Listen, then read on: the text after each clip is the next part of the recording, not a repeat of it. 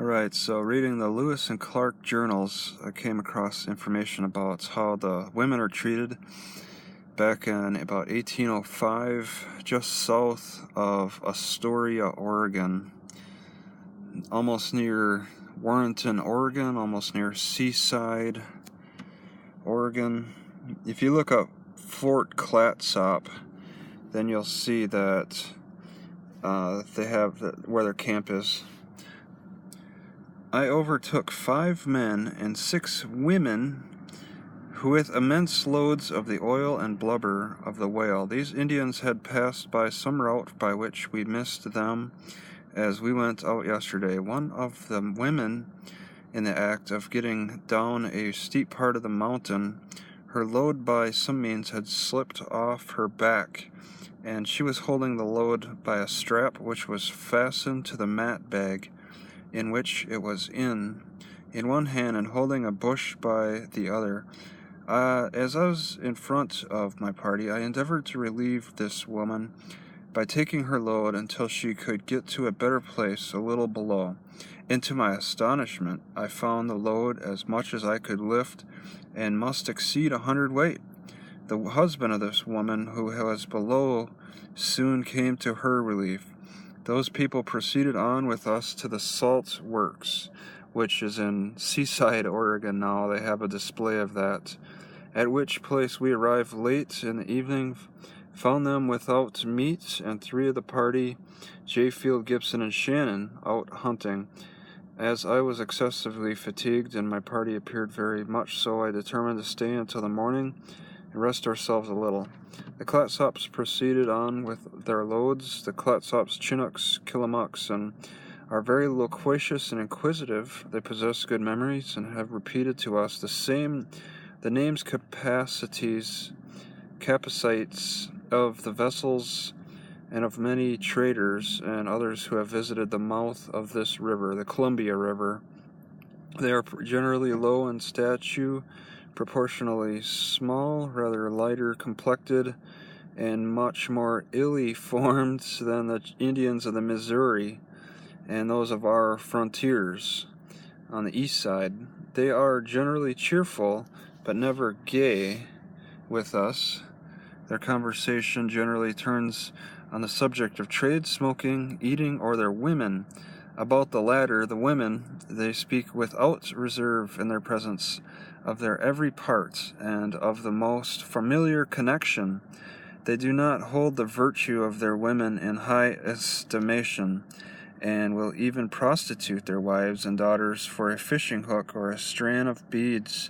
In common with other savage nations, they make their women perform every species of domestic drudgery, but in almost every species of this drudgery the men also participate.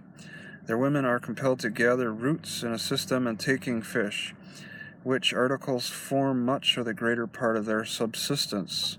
Notwithstanding the servile manner in which they treat their women, they pay much more respect to their judgment and opinion in many respects than most Indian nations.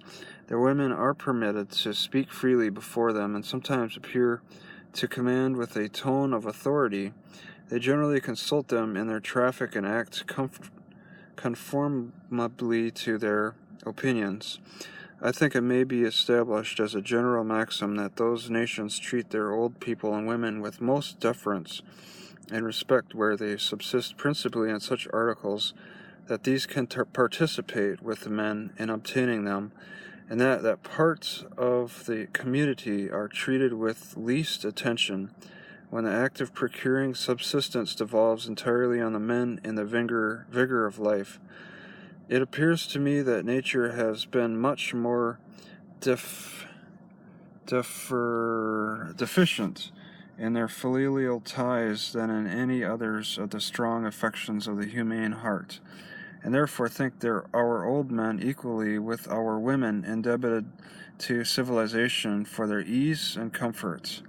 I am told among the Sioux, Assiniboines, and others on the Missouri who subsist by hunting, it is a custom when a person of either sex becomes so old and infirm that they are unable to travel on foot from camp to camp, as they rove in search of subsistence for the children or near relations of such person, to leave them without compunction or remorse.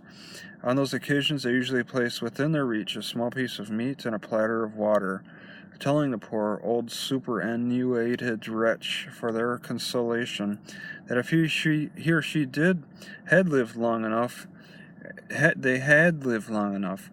that it was time they should die, and go to their relations who can afford to take care of them much better than they could. I am informed that the Minatares, Arwe, Har, Mace, and Ricares, when attended by their old people on their hunting expedition, pursued the same custom. But in justice to those people, I must observe that it appeared to me at their villages that they provided tolerably well for their aged person, and several of their feasts appear to have principally for their object of a contribution for their aged and infirm person.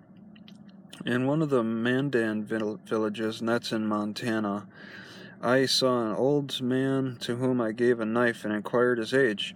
He said he had seen more than 100 winters, and that he should soon go down the river to their old village.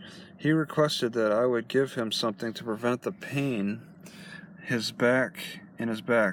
His grandson, a young man, rebuked the old man and said it was not worth while, that it was time for the old man to die. The old man occupied one side of the fire and was furnished with plenty of covering and food, and every attention appeared to be paid him. Joe Field, in my absence, had killed an elk and a deer, brought in the deer and a half, and the elk, and on part of which we suppered. We had a meal.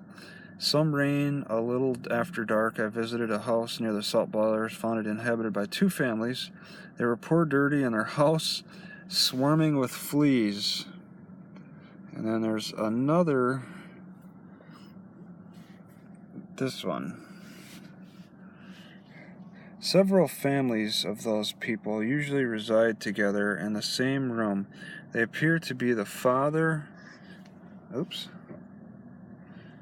mother, with their sons and their sons' wives and children. Their provisions appears to be in common, and the greatest harmony appears to exist among them. The old man is not always respected as the head of the family. That duty generally devolves on one of the young men. They have seldom more than one wife, yet plurality of wives are not denied them by their customs. Those families who, when associated, form bands of nations, each acknowledging the authority of its own chieftains, who does not appear to be hereditary, or has power to extend further than a mere reprimand for any improper deportment of the individual. The creation of a chief depends upon the upright conduct of the individual, his ability and disposition to render the service to the community.